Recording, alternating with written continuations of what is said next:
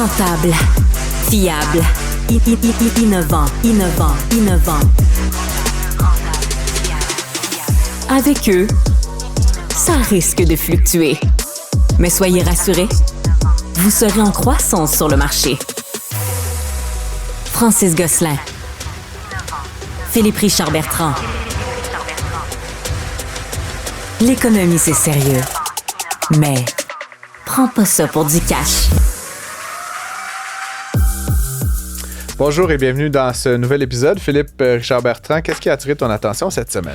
Cette semaine, la mairesse Plante qui a annoncé qu'il ne se représentera pas aux prochaines élections. En novembre 2025. Novembre 2025, donc dans un peu plus d'un an. En espérant que... En fait, merci. Merci parce que qu'on soit d'accord, Francis, puis j'ai été très critique envers cette administration-là. Tu l'as été. Mais c'est ingrat comme métier. C'est totalement ingrat. Par contre, elle quitte ou elle va quitter. Elle va quitter dans un an. Ouais, c'est ça, elle n'est pas morte encore. Ça, non, mais elle va quitter ses fonctions dans un an en espérant que certains des investissements qu'elle pensait faire dans le programme de son parti soient mis sur la glace pour pas laisser la personne qui va la remplacer dans des difficultés plus importantes qu'elles sont. Tu vois, je pèse mes mots, hein? Pour rester poli. Bon, moi, honnêtement, j'ai même pas envie d'en rajouter là-dessus. Okay, je pense que ça a été une mairesse excessivement divisive, là, si on peut dire ça. Je m'imaginais pas que les Montréalais pouvaient saillir entre eux autant qu'actuellement.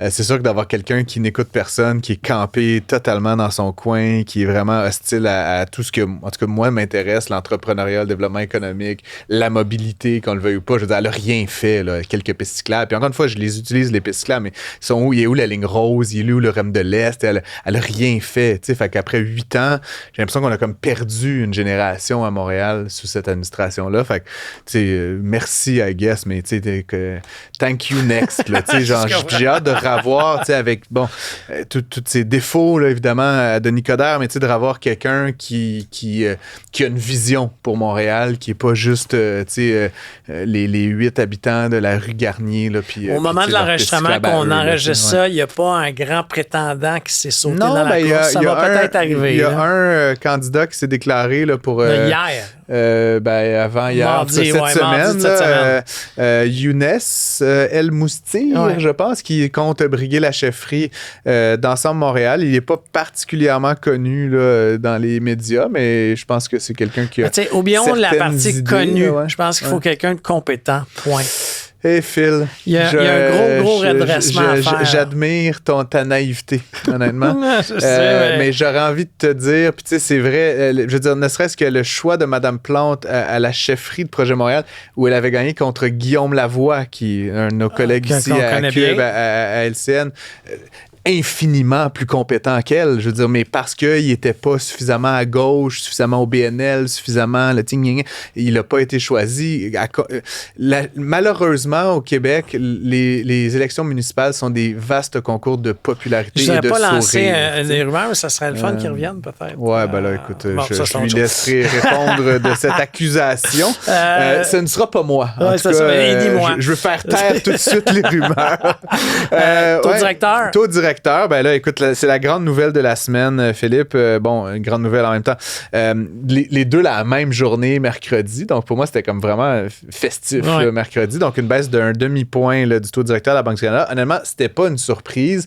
Puis, on a vu comme les taux d'obligation ne pas varier parce que tout le monde avait déjà intégré ça. Il y a quelques économistes de banques canadiennes qui s'attendaient à plus, par contre. Non, ben, je dis ça, mais tu sais, c'était le gars de la CIBC là, qui a sorti ça notamment. 0,75. Ouais, mais tu sais, je l'ai expliqué plusieurs fois à l'antenne avec Mario Dumont, puis même à Salut Bonjour, j'ai été invité cette semaine. Mais deux choses. Une baisse de 0,75, la première chose, c'est que ça aurait envoyé un signal, puis la Banque du Canada n'aime pas envoyer des signaux, un signal de panique. Là, un signal que ça va très mal, puis il faut faire comme une grosse baisse inattendue. Quand 98% des économistes anticipent un demi-point, tu peux faire un quart de point, puis là, tout le monde va te caler de chicken, puis tu sais, dire, OK, c'est pas très bon, mais faire 3 quarts de point, c'est comme beaucoup trop loin. L'autre affaire, c'est toujours, comme je l'ai expliqué de nombreuses fois ces derniers mois, le différentiel avec les États-Unis, là, qui sont entre 4,75 et 5, 4,83 le taux moyen.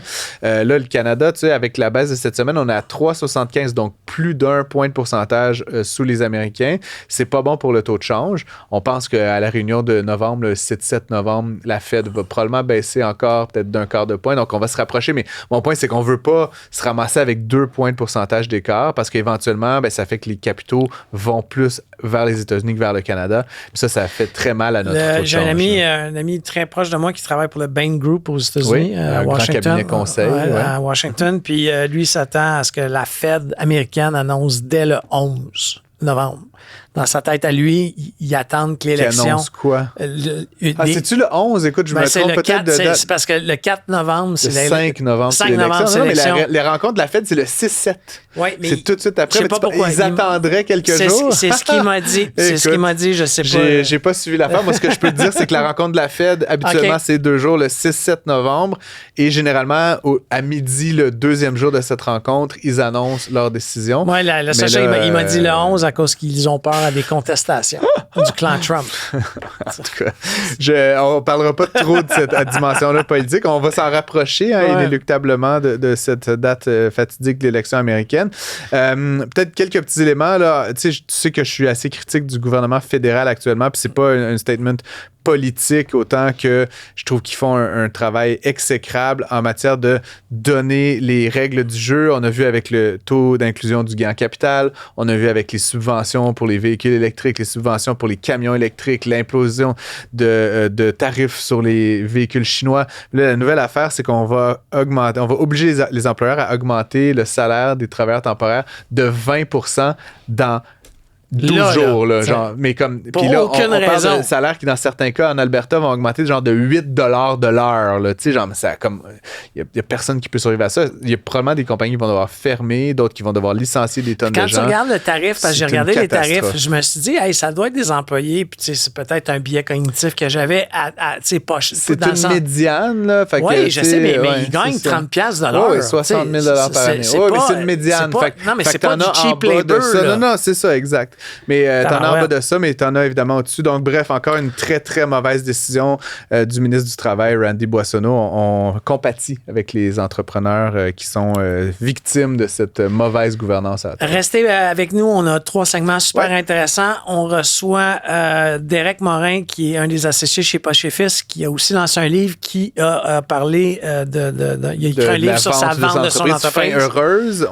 Je vais m'entretenir avec ton associé. Je t'ai tanné de t'entendre nous raconter n'importe quoi sur Eluxi. Je me suis dit, je vais aller à la source.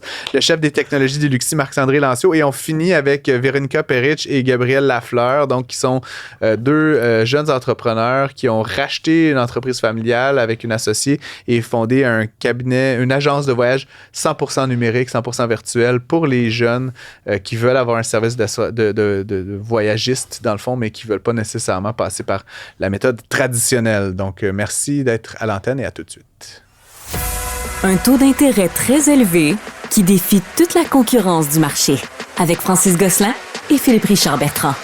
Prends pas ça pour du cash. À toutes les semaines, vous le savez, Philippe Richard Bertrand nous parle de sa montadine de compagnie, puis ça m'intrigue de savoir ce que fait Philippe Richard Bertrand dans ses temps libres. Il est dédié évidemment une grande partie de son temps à préparer le balado, comme vous pouvez l'imaginer. Mais blague à part, il est aussi président d'une entreprise donc dans le domaine de la formation. Je voulais en apprendre davantage. J'ai dit à Phil, ça serait bien qu'on invite ton associé à l'émission. Et là, Phil, évidemment, voulait pas interviewer son associé. Évidemment. Donc, spécifiquement pour ce segment-ci, je suis seul avec Marc-André Lancio, qui est donc chef de la technologie chez Eluxi. Bonjour. Bonjour, Marc-André. Bienvenue à l'émission. Peut-être pour commencer, comme je te dis, l'interrogation de ma part est pleine et entière. Dis-nous, là, peut-être pour les auditeurs, c'est quoi Eluxi? Qu'est-ce qui fait Phil dans ses temps libres, finalement? Pas grand-chose. Non, qu'est-ce qu'il fait Phil quand il travaille, là, mettons? Là, ouais. Donc, Eluxi, c'est en fait, on est parti d'une compagnie de services et en quelques années, on est enfin devenu une compagnie de produits. J'oserais même dire une compagnie SaaS. Okay. Alors, une compagnie qui a un SaaS, produit... donc Software as a Service, c'est-à-dire vous êtes une plateforme, là, on pourrait dire en bon français. Une plateforme dans le domaine de la formation. Exactement. Donc, le vrai terme, c'est un Learning Experience Platform. Les gens sont peut-être plus familiers avec le mot LMS, Learning Management System. La plateforme vise à être un peu plus au-dessus de ça, faire plus de choses. Mais fondamentalement, de façon très simple, les entreprises utilisent notre LMS, notre LXP pour donner des formations à leurs employés, pour centraliser les formations, pour faire en sorte de valider s'ils ont bien compris la formation. Et d'un autre côté, on a des organisations qui utilisent le même outil pour vendre des formations à leurs membres. Alors, donc, vous avez deux types de clients, on pourrait dire. Certains qui sont des entreprises qui veulent former leurs employés. Donc, et donc, vous leur proposez des contenus, là, des formations. C'est un peu ce qui nous distingue, c'est qu'on a le LXP, donc le contenant, le logiciel, le SaaS, le software. Et on a aussi à peu près 70 contenus de formation qu'on a créés à travers le temps, toujours autour des soft skills. Donc quand tu dis des contenus, excuse-moi Marc-André t'interromps, mais c'est des vidéos. Là, c'est des vidéos, des capsules, on a des formations immersives 70 aussi. vidéos ou 70 parcours 70 parcours qui contiennent des formations. 8 vidéos, 4 vidéos. Là, des séquences où tu apprends quelque chose. Exactement. Puis tu dis donc soft skills, donc c'est pas de la science, on n'enseigne pas la chimie là, chez Luxi. Leadership, communication, gestion du temps, intelligence émotionnelle, donc tout. Des outils pour des gestionnaires. C'est toi qui apprends aux gens toutes ces belles choses? Non, évidemment. Évidemment, on va chercher les meilleurs experts dans chacun des domaines. Donc, on crée ces formations-là régulièrement et à toutes les fois, on va chercher des experts dans leur domaine. Donc, moi, je suis une ville, mettons, ou une grande banque. Ouais. Je veux que mes gens ils apprennent à mieux communiquer, mieux leadership là, et tout ça. Donc, ils payent quoi, un abonnement? Ils payent un abonnement. C'est que du SaaS, donc c'est un abonnement mensuel. Ils payent un abonnement mensuel et c'est illimité sur toutes les formations, tous leurs employés. Il n'y a pas de limite. Et à chaque mois, ils ont accès à l'ensemble de ces formations. C'est comme un Netflix là, de la formation. Pense à un LinkedIn Learning. LinkedIn Learning fait ça aussi. C'est-tu un concurrent, LinkedIn Learning, pour vous? Oui. Juste pour les gens à la maison là, qui sont pas familiers, LinkedIn, donc réseau social professionnel, ils ont un volet là, où tu peux justement suivre des séquences de formation très spécifiques. Eux, ils ont aussi un volet, pardonne-moi, hard. Là, tu peux apprendre à, je pense, coder là, exactement. Avec LinkedIn. En fait, LinkedIn, il y a quelques années, a acheté la compagnie Lynda qui, eux, faisaient ça. Donc, c'était cette compagnie-là qui avait toutes les formations et ils ont acheté. Je dirais que, bon, oui, c'est un compétiteur, mais évidemment pas avec les mêmes moyens. Évidemment, mais non. Nous, on se concentre vraiment sur le soft skill français-anglais. Voilà. OK. Donc, c'est qui vos clients? Là? Je ne sais pas si c'est indiscret, mais alors, ça ressemble à quoi? On a des villes, on a des ordres professionnels, on a des entreprises aussi, comme tous, mais on est très, très fort dans les ordres professionnels et les villes ou les organisations gouvernementales. Donc, on est très, très présent là-bas. Puis comment on convainc, mettons, là, je ne sais pas, peux-tu nommer un ordre? Là? Oui, l'ordre des psychologues. Là, vous allez les voir. C'est quoi la séquence, là, mais ils apprennent que vous existez. Là, ça, c'est tout le côté de Philippe qui, quand il travaille, focus sur les ventes. Il travaille. Voilà, mais c'est tout J'espère qu'il nous écoute. C'est parce qu'on a une rivalité constante à l'intérieur de l'entreprise entre les gens qui travaillent pour vrai, c'est-à-dire les gens de livraison, de production, de technologie, et les gens qui travaillent pas. Les vendeurs, là, qui prennent des verres puis des lunchs. Là, c'est ça. Mais bref, blague à part, donc les vendeurs vont rencontrer des ordres comme ça et tu sais, tout le monde a besoin de former ses employés ou ses membres. C'est pas nouveau. C'est même une obligation. C'est une obligation. Il faut dépenser 1% de ses frais de main-d'œuvre en formation. Beaucoup d'ordres ont aussi un nombre d'heures que leurs membres doivent faire à chaque année. C'est ça, exactement. Exactement. Et donc, ils ont tous besoin de ça. La particularité qu'on peut avoir aussi, c'est qu'on s'intègre très, très bien avec d'autres de leurs outils. Ce que d'autres systèmes, peut-être plus à l'intérieur d'une boîte, là, ne feront pas. Alors, par exemple, on s'est intégré aux outils qu'utilisent l'Ordre des psychologues du Québec. D'accord. Parce qu'ils gèrent leurs membres avec un autre outil. Et quand tu dis s'intégrer, là, c'est peut-être le volet technologique, là, qui est, je pense, chef des technologies, évidemment.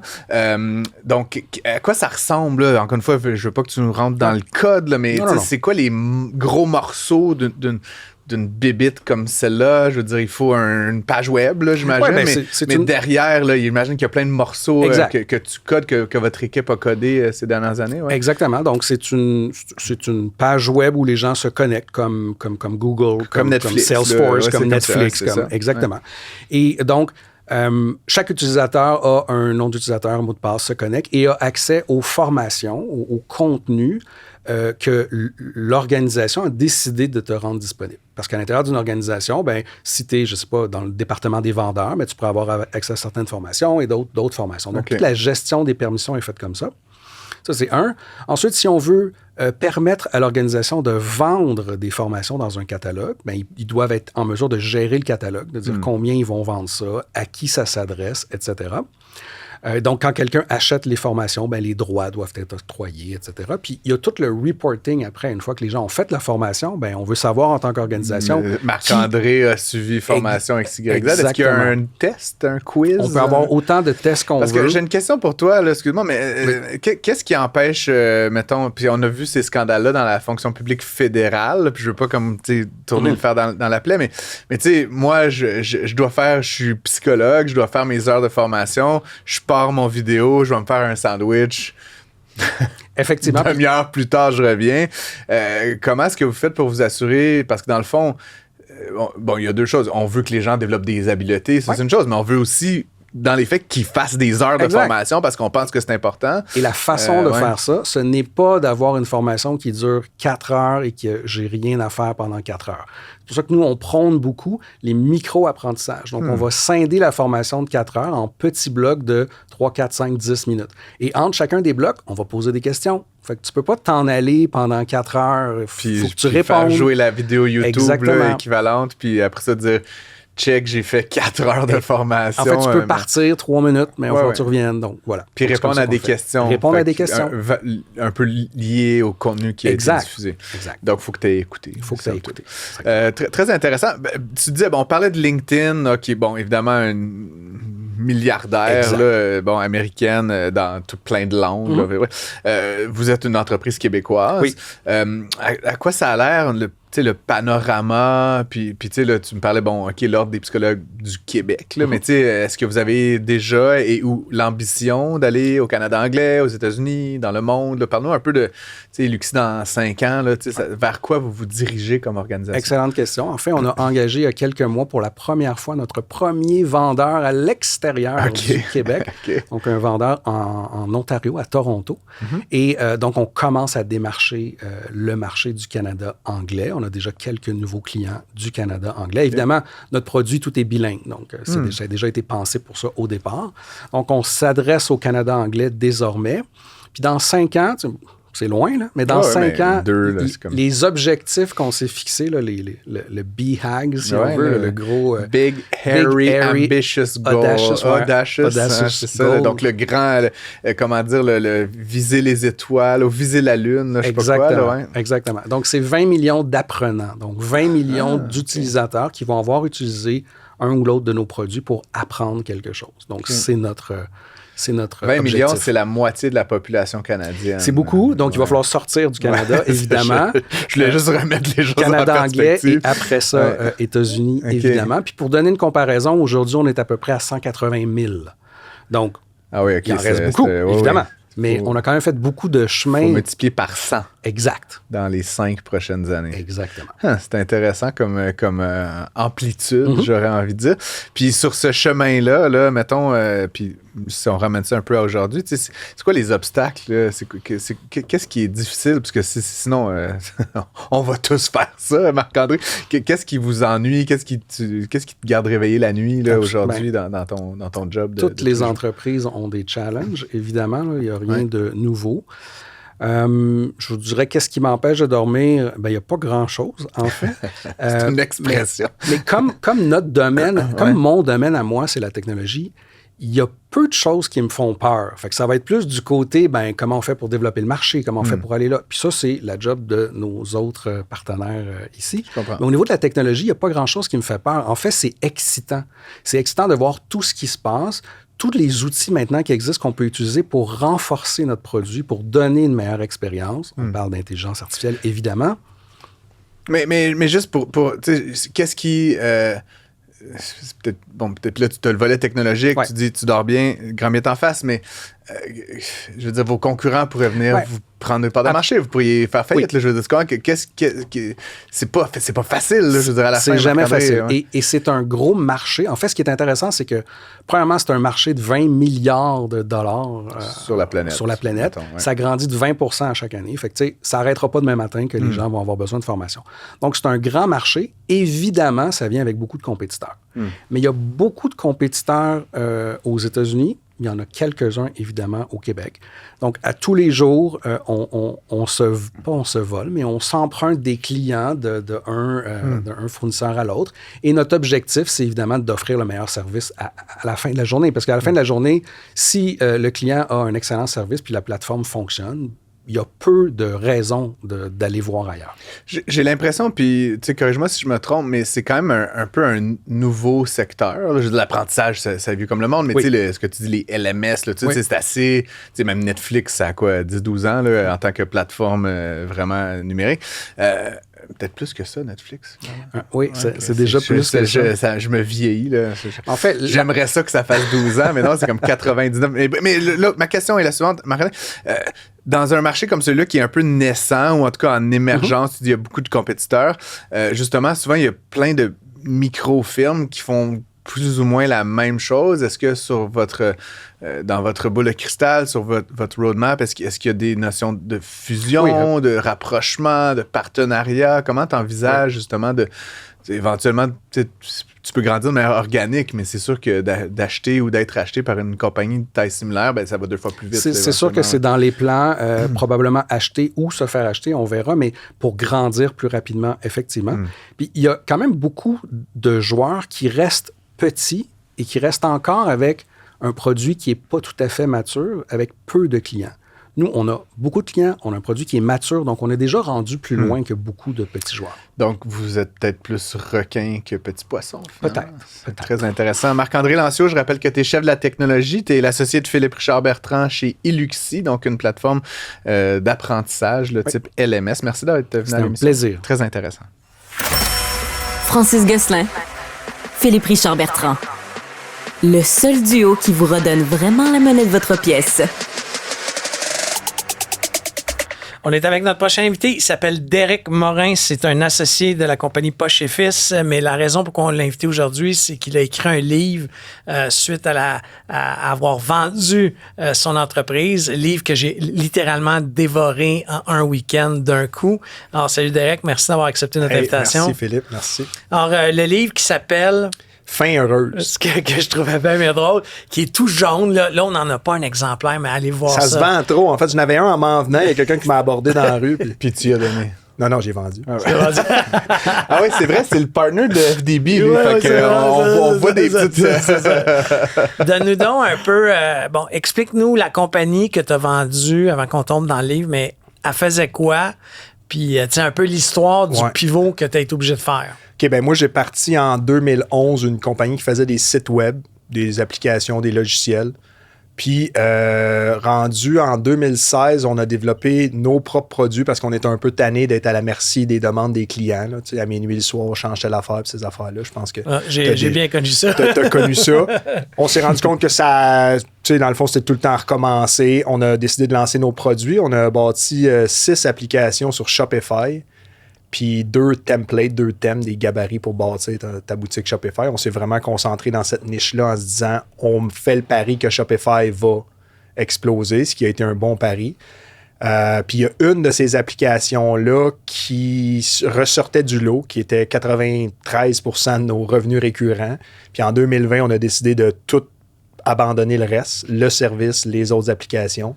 puis de focuser uniquement sur cette application-là qu'on a vendue. Une application qui faisait quoi? Ça automatisait toutes les promotions, les coupons rabais, buy one, get one, les upsells, selon c'était qui achetait, selon ce qu'il y avait dans son panier, selon il venait de où. Donc, tu avais automatisé ce processus-là. Moi, ce que j'ai adoré dans le livre, c'est un peu l'explication. Tu sais, à un moment donné, tu t'assois avec ton comptable, tu as une compagnie de services web, puis tu te dis, il y a quelque chose qui ne marche pas. Je travaille 80 heures semaine, j'ai du staff, on ne fait pas d'argent. Tu sais. Puis ça a été comme cette grosse révélation-là. Il se payait 500 000 par année. Je me payais 32 000 en fait, je sais, parce que j'ai encore les T4. Oui, ben en fait, le livre commence de même. Ça dit as-tu pensé de tirer à la plug? Je pense que c'est la première phrase, si je me rappelle bien. C'est ton comptable qui parle? Oui, c'est le comptable qui dit. Puis là, je fais hey, il a toujours raison. Puis en plus, il est backé par des faits puis des chiffres. Fait que quand t'es jeune, en fait, moi, je parle pour moi-même, là, je veux pas généraliser. Tu as un côté créatif puis que tu aimes créer, ben là, tu as une agence, tu as tout le temps des nouveaux clients, tu as tout le temps des nouveaux projets, puis le risque est quand même faible parce que tu es payé pour faire des projets, pour être créatif. Mais rapidement, tu te rends compte qu'à moins que tu grossisses puis que tu prennes une cote puis que tu réussisses à avoir du staff, que tu fasses vraiment des projets à haute marge, ben tu fais pas tant d'argent que ça. Fait que c'est ce que je me suis rendu compte, mais ça a pris quand même quasiment 8 ans à m'en rendre compte.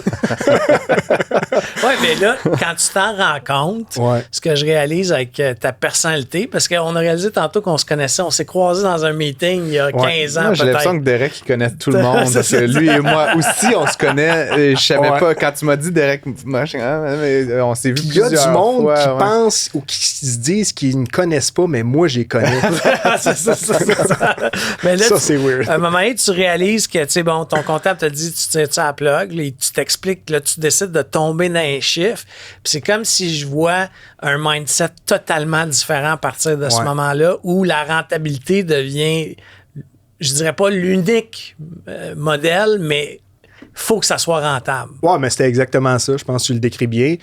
Le déclic, ça a été mon deuxième enfant. Que moi, j'ai une conjointe qui possède plusieurs pharmacies. Fait qu'elle n'a pas pris un long congé. Fait que moi, je travaillais de 5h à 7h le matin parce que je travaillais avec un partner en Roumanie qui est 7h plus tard. Je travaillais le soir.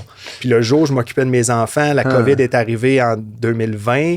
Là, il n'allait pas à la garderie. Là, j'ai engagé ma mère pour qu'elle vienne m'aider 3 jours semaine. Sur le payroll, genre. Ouais, sur le payroll parce que tu as le droit au. Mais là, ça sera la discussion d'une autre affaire. Tu as le droit à des frais de garde, même si c'est ta propre mère. Puis là, tu te retrouves que, OK, là, c'était le fun d'être créatif, mais là, je mène une vie que ça n'a pas d'allure. Je vais imploser. Fait qu'il faut que ça soit payant. Il faut que ça soit le plus payant possible. Fait que là, je suis devenu très, très capitaliste.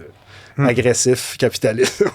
Puis donc là, je sais pas si on veut-tu faire 15 minutes sur le livre, mais moi, c'est parce que tu es aussi, on te présente comme ça, associé chez Poche et Fils, qui est une belle entreprise québécoise, mais je te suis un peu sur les médias sociaux et tu le dis toi-même, des t-shirts, mettons que barrière à l'entrée, diversification, différenciation, c'est quand même de la guenille, là, je veux dire, c'est une industrie particulière. Pourquoi tu as décidé de te lancer spécifiquement dans cette compagnie-là, dans ce secteur-là, Derek? Qu'est-ce qui a attiré ton attention comme capitaliste?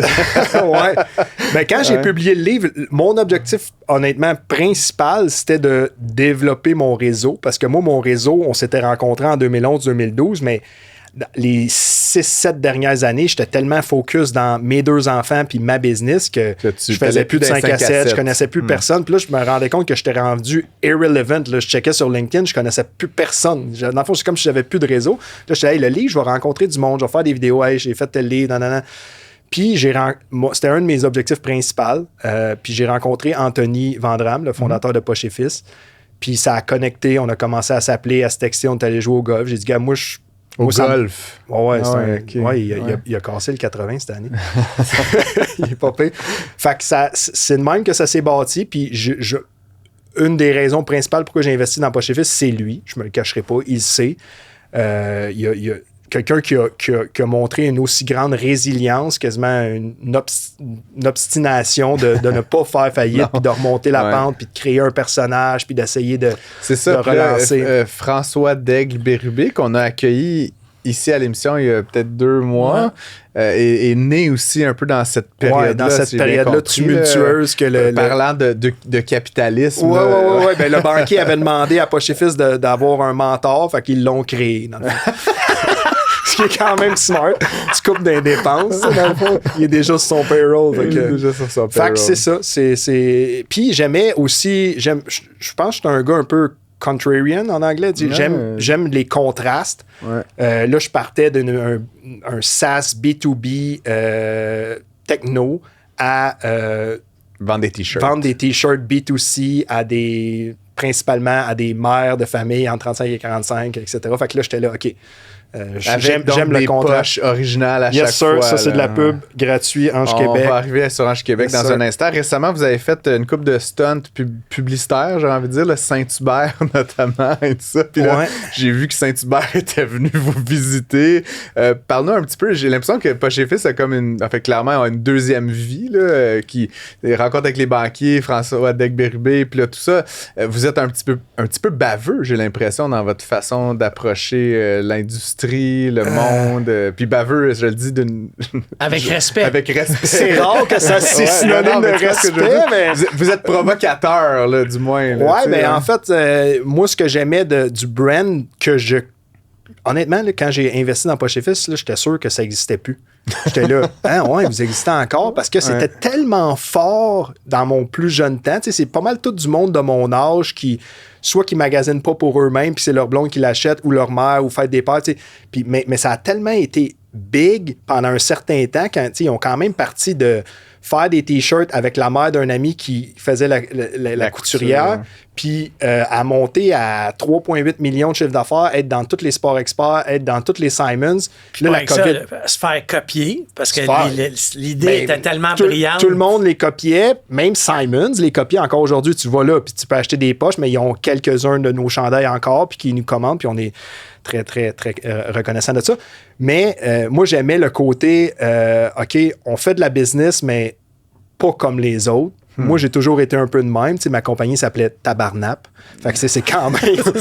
Fait que moi, je connectais beaucoup à ça. Avec le temps, je pense que ça a un peu... pas disparu des médias sociaux, mais c'était un peu moins relevant parce qu'ils ont perdu cette essence-là qui était là dans les débuts. Tu sais, dans les débuts, quand Anthony et ses cofondateurs, ils allaient pitcher un T-shirt, une boîte de pizza, le T-shirt est à l'intérieur de la boîte, sur le balcon d'Eugénie Bouchard. Tu sais, ça, c'était des stunts que... OK, ça, c'est low risk, high reward si elle le porte, puis elle l'a porté, puis ils ont vendu des dizaines de milliers de dollars de t-shirts parce qu'elle l'a porté. Mais moi, je dis, c'est ça qu'il faut retrouver parce que dans n'importe quelle startup, quand tu as ce flair-là, puis quand tu as ce grit-là, ben là, tu peux avoir... Vous semblez l'avoir retrouvé, ça, en tout cas. Moi, j'espère que ça va continuer. C'est vraiment ça que moi, je disais, Anthony, toi, tu as cette force-là, il faut que tu fasses plus de ça. Tu sais, souvent, les coachs vont parler de c'est quoi ton génie ou c'est quoi ton X. Là. Fait que là, lui, c'était comme, OK, on fait plus de vidéos. Parce que des vidéos, ça amène du trafic, puis le trafic égale dollars. Dans le fond, c'est pas compliqué, tu vas en ligne. Moi, je me cache même pas, là, j'ai écrit à ton équipe corporative pour notre propre compagnie, puis la seule raison que j'avais perdu totalement Poche et Fils de mon radar, mais là, à cause d'Anthony qui fait des vidéos, j'ai dit, il doit faire du corpo. Puis c'est de même que je suis tombé. Je te remercie d'ailleurs. D'ailleurs, je pense que ta commande est en production. Avant d'arriver à Ange Québec, je voudrais parler de M. Degberubé, donc qui est Anthony, là, qui joue un personnage, mais qui, justement, tu dis dans les vidéos, puis je pense que je vois plus FDB que toi ou lui. Mais même, tu sais, c'est vraiment le... Je sais pas comment l'écrire, là, tu sais, c'est la parodie du coach d'entreprise, là. Il a même écrit un livre, là, Lambeau. D'ailleurs. Il a fait une séance à Laval, le genre de grand-messe de coaching, là, je sais pas comment il y avait... Là, on a fait un show à Montréal qui était extraordinaire, mais là, c'est sûr, je suis biaisé, là. Mais oui, mais ce que je veux dire, c'est que c'est atypique comme stratégie marketing, puis à la limite, est-ce qu'il y a des gens qui... ne voit pas le... On a même le livre. Dédicacé. Est-ce qu'il y a des gens qui ne voient pas le deuxième degré, là, tu sais, parce que je veux dire... Regarde la dédicace. Merci pour ton argent. Non, mais c'est assez clair. Oui, puis je pense que c'est ça qui fait la beauté. Ouais, mais tu sais, il y a un risque là-dedans. Là, je veux dire, il y a des gens qui peuvent prendre ça, pour paraphraser l'émission, mais prendre FDB au premier degré pour du cash, puis pas faire le lien avec le fait que vous avez des t-shirts à vendre. Là. Ben, en fait, c'est pas si grave s'ils font pas le lien qu'on a des t-shirts. C'est assez rare qu'ils fait la promo de Poche et Fils ou des t-shirts, à part des stuns que, mettons, exemple, Saint-Hubert, là, fallait faire une vidéo qu'on leur proposait de faire un t-shirt, un esprit sain dans un corps cuisse. Fait que là, ça fitait avec le personnage qui est un entrepreneur assez cave pour faire ce t-shirt-là. Puis là, t'avais, mettons, es-tu plus team crémeuse ou team traditionnel? Fait que là, mais lui, il pitch de façon très sérieuse. Puis c'est un entrepreneur, c'est un coach, c'est pas un humoriste, puis c'est bien correct que le monde, ils savent pas trop parce que ça génère des commentaires, c'est bon pour l'algorithme, c'est bon pour les views, puis on laisse ça de même. Parlons d'Ange Québec peut-être pour terminer, parce que donc finalement, tu as vendu cette compagnie-là, tu le racontes dans ton livre, ça t'a permis, j'imagine notamment d'investir dans Poche et Fils, puis je te faisais remarquer là, hors d'onde que j'ai vu récemment sur LinkedIn que tu cherches d'autres opportunités d'investissement. Tu fais partie de ce réseau d'investisseurs Ange Québec. C'est quoi un peu ta vision là, justement de l'investissement ou qu'est-ce que tu veux faire concrètement dans ce volet-là de ta vie comme investisseur? Présentement, je suis 100% focus avec Poche et Fils, avec aussi FDB. Le post que j'ai fait récemment, c'était en fait pour une éventuelle acquisition pour Poche et Fils. On veut explorer d'autres avenues. On veut miser sur notre force, qui est principalement le brand que les Québécois francophones connaissent plus ou moins tous, du moins dans une certaine tranche d'âge. Le storytelling, le contenu qu'on fait, le marketing. Je pense que Anthony, entre autres, je trouve que c'est un génie du marketing. Puis c'est, en tout cas, moi, j'admire beaucoup ce côté-là de lui. Puis on sait que, je veux dire, vendre des t-shirts, on ne sera jamais un unicorn. Mais on pense qu'on a l'équipe pour devenir quelque chose de plus gros qu'on est là. Fait qu'on continue de développer le t-shirt. On a l'équipe bien en place là. Mais moi, je ne suis pas essentiel aux opérations. D'où mon post sur LinkedIn et d'où le fait que je peux investir dans d'autres. Le marketing pourrait servir à une compagnie de boissons sans alcool, pourrait servir à... Après ça, tu deviens une machine de produits. Il y a des sociétés américaines très connues qui font ça. C'est ça. C'est genre du design thinking où c'est vraiment des boîtes créatives, un peu comme une agence, mais qui... Tu sais, le T-shirt, pour nous, le T-shirt a toujours été concrètement une façon de tisser un lien ou de démarrer une conversation parce qu'il y a une touche humoristique où c'est drôle. Ah, t'as mis tes chiens, t'as mis ton chat sur ton T-shirt, ça crée des liens. Fait qu'on veut faire ça. Le livre, c'est un autre exemple. C'est beaucoup dans le gifting, c'est beaucoup dans le storytelling. Les gens, présentement, on en vend beaucoup plus qu'on pensait. On est bien contents. Fait qu'on veut continuer ça. L'expression de FDB là, qu'il fallait retenir là, sa semence. Là, ouais, mais là, il y en a une couple. Si t'achètes le livre, tu vas. J'hallucine. Des chaussettes, non? Ça vous tenterait pas? Moi, je suis un grand fan là, de Ender, là, ces marques-là. C'est des chaussettes. J'en ai des belles, d'ailleurs, on les verra pas sur... Des ratons laveurs, là, on a toutes nos chaussettes. C'est un marché qui a été étrangement, quasiment révolutionné, la chaussette. En tout cas, dans notre groupe d'âge, clairement, on semble avoir été... On en vend. Je pense qu'on a 3 ou 4 modèles. Dans le passé, où est-ce que je pense que Poche et Fils c'est un peu planté, c'est qu'on a, je vais m'inclure, mais je n'étais pas là, essayé plusieurs produits.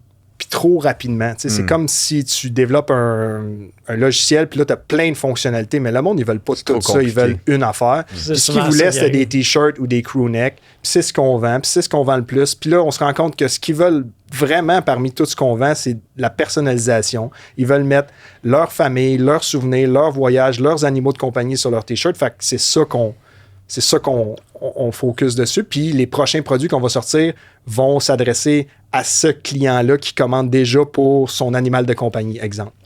Derek Morin, je voulais te remercier d'être passé à l'émission Prends pas ça pour du cash. On invite les auditeurs qui nous écoutent, bien entendu, à aller chercher le livre, d'acheter ton livre qui se retrouve. Son livre, le livre de FDB, la pub, des t-shirts, du marketing. Et en fait, là, idéalement, on n'achète pas de boissons sans alcool pour faire baisser la valorisation pour que tu puisses acheter la compagnie.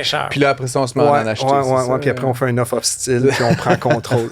Malade, merci Derek. Merci à vous autres. Pour obtenir une réponse à vos questions, écrivez à Francis et Philippe à l'adresse studio@cube.radio. Noël approche à grands pas et après Noël, ce sera l'été.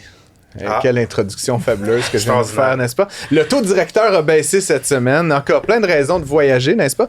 Et donc, on parle voyage. On a 2 invités en studio. Véronica Peric. Oui. Je l'ai bien dit. Oui, il y a comme un accent sur le C. Oui, là. un accent. Pas dans mes... C'est comme les... C'est croate. Croate. J'allais dire grec, mais moi, je sais pas loin. On est pas loin. Gabrielle Lafleur. Oui, donc, ils sont donc en québécois. C'est québécoise, elle aussi, sans doute. Vous êtes tous les deux donc cofondateurs de Fuseau Voyage. Donc, c'est une nouvelle agence de voyage qui vient là, qui est lancée ces jours-ci. En fait, exactement comme on se parle, elle apparaît. Et voilà. Et donc, on voulait un peu comprendre, déjà, que ça existe encore des agences de voyage. Ça, c'est la première affaire. Et 2, une fois qu'on a établi ça, comment ça marche. Peut-être avant de se lancer dans le vif du sujet, parlez-nous un peu de vous. Là. Peut-être, je commence avec toi, Véronica. Qui es-tu? D'où viens-tu? Que fais-tu? Parle-nous un peu là, pour qu'on comprenne un petit peu ce qui t'a amené à vouloir créer cette agence-là. Tout à fait. En fait, comme tu l'as mentionné un petit peu plus tôt, moitié québécoise, moitié européenne, donc d'un père croate. Moi, je viens de la ville de Québec, fille de 2 entrepreneurs qui ont fondé également leur agence de voyage il y a presque 40 ans. Donc, on voit le lien. T'es tombé dans la marmite là, voilà. quand t'étais petite, je comprends très bien. Une agence qui existe toujours? Une agence qui existe toujours, en fait, qui était aussi la raison du pourquoi Fuseau Voyage a été créé. On va l'expliquer un petit peu plus tard, mais donc, ça fait 45 ans qu'on est en affaires, établi à Québec. On est une franchise du réseau Transat. Okay. Donc, on est franchisé depuis au-dessus de 35 ans. Et donc, moi, j'ai étudié en administration des affaires, toujours été passionnée de voyage, de technologie, des humains. Et je suis rentrée il y a au-dessus de 15 ans, malgré mon jeune âge. Ça fait déjà au-dessus de 15 ans que je suis dans l'entreprise. Et pré-pandémique, donc, on a racheté ensemble avec Gabrielle l'entreprise. Oui. Des parents. Des parents. Ah oui, OK, j'avais pas. Donc, il y a eu un rachat d'entreprise, il y a une création. Gabrielle, toi, de ton côté, donc, vous connaissez on se connaît un peu. Vous êtes déjà vus? C'est exact.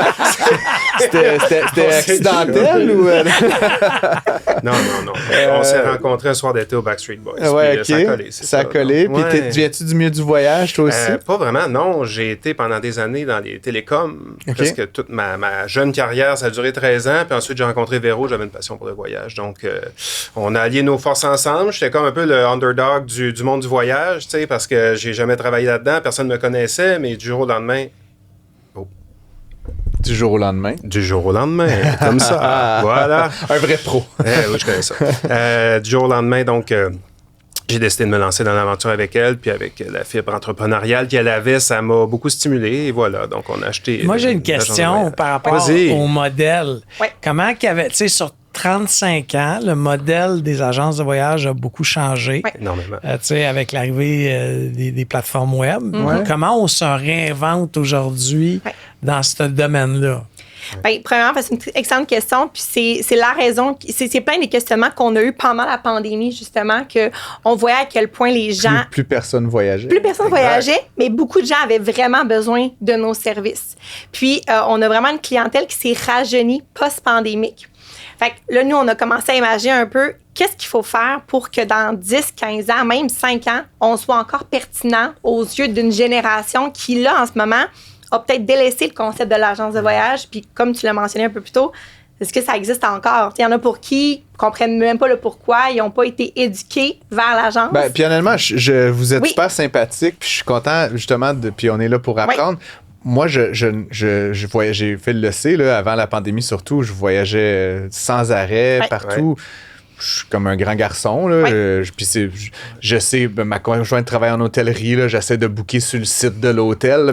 Mais vous comprenez que je suis autodidacte par rapport à ça. Je m'organise mes arrivées, mes départs, mes déplacements, mes hébergements. Puis encore une fois, je veux rien vous enlever, mais 100%. Qu'est-ce que vous savez faire que Bibi ici n'est pas capable de faire tout seul? Tu sais, c'est quoi la... Ben, en fait, on est un courtier en voyage, dans notre cas, comme un courtier immobilier qui va faciliter une vente immobilière. Donc, on a une expertise qui, je t'enlève rien, mais que tu n'as probablement pas. On travaille là-dedans tous les jours. On vit dans ce domaine-là. On voyage à longueur d'année. On a des contacts partout dans le monde. On a vraiment une expertise, c'est le cas de le dire, que le commun des mortels pense peut-être avoir. C'est une illusion des fois qu'on se fait de dire « Hey, je réserve toujours les bonnes affaires aussi et ça », mais finalement, ce n'est pas tout à fait le cas. Il y a beaucoup il y a une contrepartie à avoir une gratification immédiate, à réserver tout par soi-même, parce que c'est le fun, c'est sûr, c'est plaisant, mais finalement, quand il arrive des problèmes, des choses comme ça, mais c'est pas toujours facile à gérer. Puis c'est un temps incroyable pour toi. Si je peux me permettre, moi, je voyage quand même beaucoup par affaires et personnellement. Oui. J'ai été un adepte des plateformes, mais pour plein de raisons, l'aviation est ce qui est aujourd'hui. Il y a des délais, des annulations, des cancellations de vol. Et tu sais, je veux pas pointer des sites en question, mais c'est vraiment compliqué quand tu as un problème dans un pays où tu parles pas nécessairement la langue. Alors moi, je suis revenu à l'agence de voyage depuis. Ah oui, donc t'es un client. Moi, je suis un client je connais pas votre agence de voyage. On aurait dû se briefer avant l'entrevue, Phil, toi et moi. Mais moi, on aurait pu faire bon cop, bad cop ou quelque chose comme ça. Je le prendrais peut-être pas pour aller à Toronto. Non. Tu comprends? Oui. Mais je vais en Madrid, je vais en Croatie où je suis allé, qui est fantastique. Ça honnêtement, là, pour le coût qui est des fois un petit peu plus cher, de pouvoir appeler quelqu'un et dire écoute, là, je suis pogné ici, ça fait 2 fois qu'ils cancellent le vol, il faut que quelqu'un m'aide. On fait quoi? Puis moi, j'ai des enfants. Bon, là, ils sont plus vieux, mais quand t'es pogné avec 2 petits bouts, là, puis, tu sais, dans un aéroport, toi, Francis, ça va t'arriver bientôt. Tu sais, mais moi, aujourd'hui, on a 19 ans, là, tu sais. Donc, c'est moins payé. Mais à l'époque, c'était pas cool pantoute, là. Non. Puis, je pense que t'as amené un bon point aussi, c'est que les gens, tout le monde dit, moi, je peux le faire un peu comme n'importe quoi. Je peux construire ma maison, je peux vendre ma maison par moi-même. Puis, tout ça, c'est possible maintenant. Puis, je pense justement que c'est l'alternative pour ceux qui disent, OK, là, moi, en ce moment, je pense que ça va être plus rapide, mais à quel point toutes les recherches, le temps que tu as investi, le moment quand tu es en voyage, qu'il t'arrive un pépin, l'accompagnement, tu dis c'est moi qu'il faut qu'il appelle la compagnie aérienne. Fait que tu as un sentiment d'autonomie, de ta propre responsabilité, mais finalement, c'est toi qui gères toutes les choses. Puis quand tantôt tu parlais de coûts aussi, puis ça, c'est un excellent point, c'est que vraiment, il y a la désinformation par rapport aux coûts, par rapport aux agences. Je voulais t'entendre, excuse-moi de t'interrompre, Véronica, mais Phil vient de dire que c'était un peu plus cher. Puis là, je voudrais un peu vous entendre. Encore une fois, hésite. Pas ça. Non, Phil, s'il te plaît. Non, mais c'est pour ça que je dis, non, mais c'est pas... Cette conversation va finir en chicane, je le sens. Non, mais moi, je ne retournerais pas sur les sites, pour plein de raisons. Ouais. Juste le fait de pouvoir, hey, Philippe, cet hôtel-là, j'ai un client qui l'a testé, il était bien satisfait. Good. Parce que tu es fier à la photo, là, j'ai fait ça 4-5 fois sur des sites Internet. Tu capotes quand tu arrives sur place. Mais j'aimerais quand même vous entendre sur l'aspect prix, parce que, bon, je suis économiste accessoirement, puis je suis quelqu'un qui, bon, a toujours été un peu directeur finance de mes entreprises. Bon, comment ça marche? Pas vrai. On a déjà eu une agente de voyage à l'époque dans une entreprise où j'étais il y a longtemps, et je trouvais, puis elle chargeait un fee, comme genre de 100$ par réservation d'avion, puis God knows, on voyageait beaucoup, puis j'étais comme à la fin de l'année, on lui donnait comme 5-6 000$, puis je suis comme honnêtement, tu sais, site d'Air Canada, tu sais, elle faisait... Donc, bref, je vais arrêter de parler. Est-ce que c'est plus cher de passer par une agence? Très bonne question. En fait, là, à la base, puis c'est pour ça c'est qu'il y a beaucoup de gens qui pensent que le concept, c'est plus cher. Tout ce qui va être en mode tout inclus, croisière, circuit, hôtel Expedia, peu importe, tout ça, ça va vraiment être les mêmes prix que ce que vous retrouvez en ligne. Que ce soit aller à Walt Disney, tu sais, les gens, c'est le même prix qu'on va offrir en agence. L'avantage qu'on a, c'est que la commission est déjà comprise dans les forfaits. Puis tantôt, quand tu parlais d'un honoraire, donc d'un frais, tout dépendamment de l'accompagnement puis là, du service qui va être offert, parce que, ben, comme dans toute entreprise, je veux dire, le but à la fin, c'est de faire des sous. Exactement.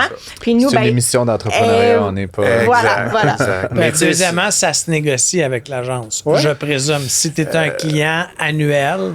Je te dirais que ça se négociait, mais plus maintenant, parce que les gens ne le négocient juste pas. Ils voient le plus-value qu'on leur amène. Non, mais c'est vrai, peut-être qu'il y a beaucoup d'agences qui sont différentes, là, mais dans notre cas, les gens ne le négocient pas. Ils voient le plus-value, ils voient l'assistance qu'on va avoir avec nous autres, le clé en main qu'on leur offre.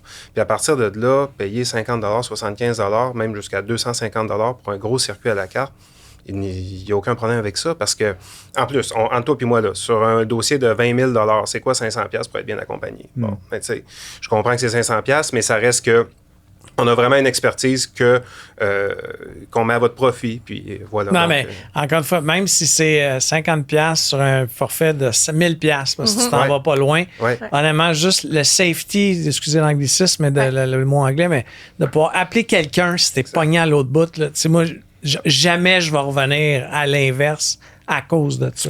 Donc, récapitulons, il y a tout Non, mais c'est vrai. Non, mais c'est ça. En fait, oui, mais ça dépend. Le frais diffère de l'expérience, diffère du temps qui va être mis sur le dossier, puis diffère du produit. Fait qu'il y a quand même différents aspects. Chaque agence est un peu différente par rapport à ça. Puis quand on parle de frais, en fait, c'est que si au final, tu achètes le même forfait en ligne, mais que là, tu as l'assistance, justement, nous, dans le cas avec Fuseau Voyage, on a cette ligne d'assistance-là en voyage pendant que tu es là-bas. Fait qu'au lieu que toi, tu gères pendant 2-3 heures ta problématique, nous, on la gère. S'en occupe. Et voilà. C'est-tu 24/7? C'est pas 24/7. Pas encore. Pas encore, mais ça va le devenir. Ça va le devenir, mais on a une ligne d'urgence qui est en dehors des heures, puis 7 jours sur 7. Donc là, j'aimerais revenir sur l'entreprise, parce que là, on parle de voyage. C'est sûr qu'on a une fuite vers l'avant assez naturelle, je pense. Mais donc, là, récapitulons cette partie-là aussi. Vous avez racheté l'entreprise de tes parents tous les deux. Oui. Y a-tu d'autres associés là-dedans? Oui, on a un autre associé aussi, Geneviève, qui n'est pas là aujourd'hui, mais qui elle travaille. Là, de notre génération. Et de notre génération. Non, mais juste, vous êtes une gang de jeunes qui racheté les fondateurs. Oui. Et donc, c'est une entreprise plus traditionnelle, on va dire. Tu dis affiliée à Transat. Et là, vous créez Fuseau. Oui. En plus. OK. Fait que comment ça marche? Comment ça coexiste? Comment ça coexiste? En fait, justement, nous, notre but, c'était de nicher l'agence entre l'agence traditionnelle pignon sur rue puis tout ce qui est offert comme ce qu'on appelle des OTA, donc des agences en ligne. Les hotels.com et tout ça. Exactement. Donc, tout ce que tu peux acheter toi-même en ligne. Donc, d'offrir justement une alternative à une génération qui, actuellement, l'agence traditionnelle, lui parle pas. Autant par la marque, par les façons de faire, par le côté très traditionnel aussi, très papier. Il y a encore beaucoup de choses. C'est un domaine qui est encore, je veux dire, archaïque à certains niveaux, même si le domaine est très technologique, les agences sont pas encore assez évoluées. Puis nous, justement, Fuseau, c'est que pendant la pandémie, on a vu autant, puis on vous le dit parce que notre chiffre d'affaires a triplé depuis la pandémie. Fait que c'est de dire à quel point la demande est là, puis notre clientèle s'est rajeunie. Mais on n'avait pas nécessairement encore du côté de notre agence qui s'appelle Club Voyage Élysée, on n'avait pas tous les outils, toutes les façons de faire pour venir desservir la clientèle. Génération qu'on dit plus Y, plus milléniale un peu. Donc, tu sais, on va vraiment plus viser du 30-60. Là, on est très large quand même en ce moment. On n'exclut pas personne là-dedans. Puis justement, l'agence à la base, c'est vraiment 100% numérique, mais avec un humain à l'avant-plan. Fait que le but de cette agence-là, c'est que peu importe où tu te trouves, donc on démocratise le concept que tu n'es pas dans la ville de Québec pour faire affaire avec nous. Tu peux être à Ottawa, Mais en fait, on n'a pas de bureau physique. Et voilà. C'est ça. Tu ne viendras pas chez nous, on va tout faire à distance avec toi. On va s'adapter aussi à toi. Est-ce que ce sont les mêmes... Parce que là, vous avez encore l'agence traditionnelle là, avec sa clientèle. Est-ce que c'est les mêmes gens? Est-ce que c'est les mêmes en termes d'équipe, non. On a divisé l'équipe. Puis on a ajouté des nouveaux membres aussi. Fait qu'on crée de l'emploi, veut pas, avec cette nouvelle brand-là aussi en même temps. Puis le but, justement, de cette agence-là, c'est de ne pas vendre tout. Ce que, habituellement, une agence, donc, tu sais, il y a un peu de la... Je vais pas dire de la commande de pizza, mais on arrive, on veut ça, on l'achète. Nous, on est vraiment là en mode conseil. Uber Eats, là. Et voilà. C'est ça, oui. On ne vend pas à tout prix. J'aimerais t'entendre, Phil, parce que, bon, moi, je parle à travers mon chapeau, mais toi, tu dis que tu utilises des services d'agence de voyage. Puis, bon, t'es plus un millénial, toi, ça fait longtemps, mais ça te parle, ce genre de... Moi, c'est sûr que ça me parle. Je vous connaissais pas, donc je vais regarder ça de façon attentive parce que je n'ai pas d'attache à l'autre. C'est pas des gens qu'on connaît, je les ai trouvés. Là, mais tu sais, nous, c'est principalement pour le voyage. J'ai quelques collègues de travail qui voyagent. Je voulais juste amener ça au même endroit, etc. Mais c'est sûr que dans mon cas, après avoir été pris à Madrid avec un de mes garçons à pas trop parler la langue, 2 vols cancellés, que là, j'ai pogné les nerfs pour la dernière fois après un site qui me répondait ni dans le chat, ni dans... Puis c'était comme, arrange-toi. J'ai fini par acheter des billets pour revenir. J'ai repayé une 2e fois. Nice. Puis j'ai dit, plus jamais ça va m'arriver. Mais moi, j'aime le fait, justement, que tu peux dire, hey, puis dans ma classe de voyage, pas dans le sens que je suis pas un gars qui te classe à faire, mais je paye plus cher parce que je m'attends à ce que mes billets changent. Il faut que je prenne une catégorie de billets qui est changeable. Exact. Parce que je peux changer. Mais une fois que tu as délimité ça avec ton agence de voyage, elle gère ta demande. Exactement. Puis si je peux faire du pouce un peu sur ce que tu as mentionné, Fuseau, le but aussi, c'est de pouvoir amener le voyageur à avoir une relation avec l'agence, parce que souvent, c'est ça un peu, c'est que tu passais d'une agence à l'autre sans nécessairement avoir une relation, que les gens te connaissent, puis les valeurs aussi de l'entreprise, puis de t'attacher à cette brand-là. Puis au Québec, actuellement, il n'y a rien qui représente cette niche-là où est-ce que le consommateur va dire « Hey, wow, j'ai le goût, cette marque-là me parle », au-delà de juste le conseiller. Après ça, tu tu deviens que tu as une relation avec la personne. Je me rappelle, il y a 3 semaines, j'étais allé à New York pour un week-end, puis j'ai fait mes recherches moi-même. J'ai envoyé, je disais, hey, je pense aller à cet hôtel-là. Il m'a dit, la personne m'a dit, Philippe, oublie ça, t'aimeras pas ça. Ouais. Il dit, va à telle place. Puis l'hôtel qui m'a proposé était extraordinaire. Je sais pas si c'est l'univers qui essaie de m'envoyer un message, mais le week-end dernier, j'ai donné une conférence à Saint-Hyacinthe, le Red River. J'étais conférencier moi-même, mais avant moi, il y avait un expert un gars en expérience client, bref, puis il racontait plein d'histoires. Mario Loubier, bref, s'il nous écoute, je le salue. Puis il a fait une longue diatribe sur genre les vertus de l'agent de voyage. quel vieux monsieur, là. Tu sais, c'était comme la première chose comme agence de voyage. Really, genre en 2024, monsieur. Puis là, vous venez, puis honnêtement, j'avoue que un petit 50-100$ pour avoir la quiétude d'esprit, puis tout ça. Puis comme vous dites, à tarification égale, c'est sûr qu'éventuellement, il y a quelque chose. Tu l'as très bien dit. Tu sais, souvent, les gens nous le demandent, puis je vais dire, écoute, Francis, ton voyage, là, mettons là, sur Internet, là, .com, il est à 10 000 $. Chez nous, il est 10 000 $. Avec qui tu fais affaire? Ah ben c'est comme je dis, c'est un no-brainer pour moi, mais effectivement c'est ça. C'est juste, je pense, on a comme plein d'autres choses, on a perdu le réflexe. Moi, je sais pas, mes parents voyageaient pas particulièrement beaucoup, mais tu sais, je pense que peut-être qu'il y avait l'impression que c'était plus cher ou peu importe. Mais je sens qu'il y a beaucoup de Québécois qui sont un peu en mode, tu sais, je me bricole un voyage, je me patente ça. Oui, je sais, mais tu sais, ça peut aller jusqu'à, puis là, je connais pas votre business, mais tu sais, moi, des fois, je fais mes propres recherches. Je veux tel vol Air Cannes pour aller à Vancouver.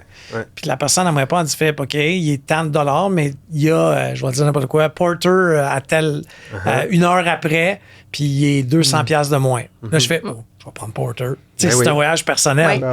Who cares? C'est ça que moi, j'aime. On a des outils aussi que vous n'avez pas en ligne. Ça paraît bien beau, des sites de recherche et tout, mais nous, nos systèmes qu'on a nous permettent de rechercher beaucoup mieux at large. Puis justement, des situations comme ça, d'avoir des meilleurs prix pour des mêmes dates puis des mêmes voyages. Donc, j'avoue qu'il va falloir que je repense mon existence du début à la fin. Parce qu'imagine le temps que tu vas pouvoir passer avec ton toddler pendant que tu fais pas ces recherches-là. C'est vrai. Mais j'aime ça rechercher quand même un peu. Mais t'envoies tes résultats de recherche. Mais c'est vrai. C'est ça, je fais. Wow. Ah, oui. Non, mais je fais vraiment ça. OK, c'est bien. Ben, je prends bonne note. Fuseau Voyage. Fuseauvoyage.com. Fuseauvoyage.com. Puis, tantôt, je voulais juste spécifier aussi parce que c'est super important pour nous de le mentionner. On est la première agence de voyage au Québec à offrir sans frais supplémentaires la compensation carbone sur le transport aérien, les tout inclus, puis les croisières. Fait que le point aussi de Fuseau, c'est d'amener ça au point où est-ce qu'on le sait que notre industrie, comme beaucoup d'autres, a beaucoup de travail à faire dans tout ce qui est côté environnemental, empreinte et on voulait justement amener le voyageur, parce que tantôt tu parlais de, on le sait pas, on n'était pas éduqués à ça sert à quoi une agence, ça existe encore, ben on voulait amener ça à ce niveau-là pour dire, OK, en plus de offrir des très, très beaux voyages, de voyager, qu'est-ce que nous, on peut faire? Puis, bien, étant donné qu'on ne peut pas obliger le consommateur voyageur à acheter nécessairement sa compensation carbone en ligne, qui, je ne sais pas si vous faites, si vous voyagez par vous-même ou acheter des billets d'avion. Exact. Ça. Fait que nous, on l'offre dans les séjours. Fait que c'est juste pour vous dire aussi à quel point on veut amener l'agence de voyage aussi à un autre... Je me sens presque coupable de ne pas passer par eux. Bref, vous faites un très bon pitch. Véronica... Perich, je prends un moment pour bien prononcer. Gabrielle Lafleur, merci d'avoir été avec nous à l'émission. Ben, merci. Très agréable. Ça fait plaisir, merci à vous. On vous souhaite un bon lancement puis un bon succès. Fuseauvoyage.com. Yes. Merci. Francis Gosselin et Philippe Richard Bertrand remplissent vos poches sans vous les vider. Merci d'avoir été à l'écoute. Phil, juste après notre dernière entrevue, on a un peu raté notre coup avec Fuseau Voyage. Ils voulaient nous donner un cadeau pendant l'entrevue. Et je ne sais pas s'ils ont oublié de le faire. On a droit à une belle petite étiquette en cuir. Personnalisée. Toutes sortes d'affaires. Et une couverte de voyage. Faites la radio qui disait. Hein? Bref, on remercie évidemment nos invités d'aujourd'hui, Marc-André Lancio, Derek Morin, Véronica Perich et Gabrielle Lafleur. Comme toujours, Phil, on invite les auditeurs à nous envoyer leurs idées de sujets, leurs entrepreneurs favoris, leurs questions, leurs commentaires. Vous pouvez nous écrire à studio@cube.radio ou nous retrouver sur LinkedIn ou ailleurs là, pour nous faire parvenir vos commentaires en direct. Phil, un petit mot de la fin? À la semaine prochaine. À la semaine prochaine. Tous les épisodes de Prends pas ça pour du cash sont disponibles en podcast sur l'application et le site cube.ca.